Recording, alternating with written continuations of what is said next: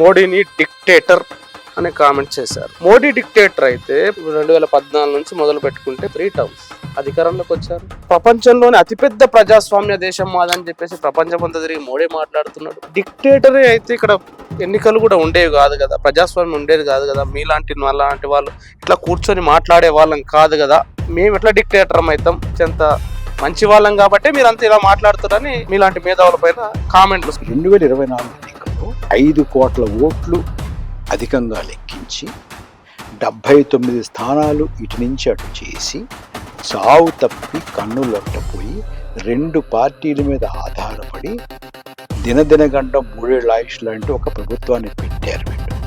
దాన్ని చూపించి నాకు మీలాంటి వారి ప్రతిష్ట పెరుగుతోంది, చాలా పాపులర్ అయిపోతున్నారు, విశ్వగురు అంటారు ఏంటండి. మరి అంత పాపులర్ అయితే మరి అంత కష్టపడి 400 పాడిన వాళ్ళు 2243 ఎంతో ఆగిపోయి 79 రోడించుకుని 2 పార్టీలని పక్కన పెట్టుకుని చేయాల్సిన అవసరం వస్తుంది.